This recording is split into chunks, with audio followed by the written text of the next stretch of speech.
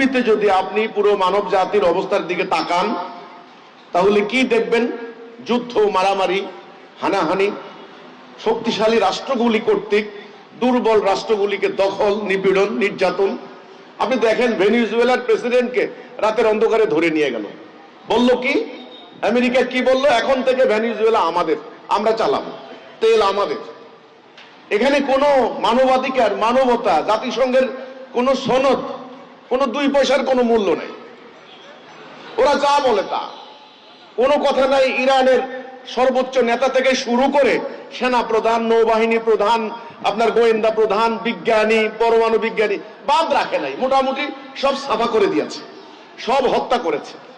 পুরো মানব জাতির মধ্যে কোনো প্রতিবাদ আছে যে একটা স্বাধীন রাষ্ট্রের অবকাঠামো ধ্বংস করে দিচ্ছ, পুরো তেল সম্পদ ধ্বংস করে দিচ্ছ, ব্রিজ কালভার্ট উড়াই দিচ্ছ, বোমা মেরে মাটির নিচে 200 ফিট নিচে তারা বাংকারে লুকাচ্ছে, সেখানেও মেরে ফেলছো।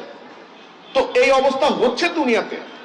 দুর্বলের উপর সবলের অত্যাচার, দরিদ্রের উপর ধনীর বঞ্চনা, শাসিতের উপর শাসকের জুলুম। আমি তো বলি দুনিয়া তো এখন নরককুণ্ড।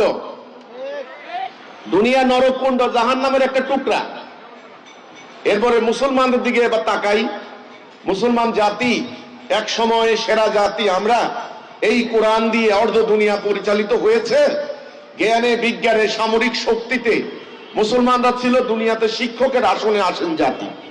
আজকে সেই মুসলমান সংখ্যায় 240 কোটি, 57টা রাষ্ট্র আমাদের, সমগ্র ভৌগোলিক 3,22,00,000 বর্গ মাইল, টোটাল সমুদ্র বন্দর আছে 140টার মতো। 40% সম্পদ মানে বাণিজ্য বহর, মানে বাণিজ্য জাহাজ আমাদের বন্দরগুলির পাশ দিয়ে যাচ্ছে।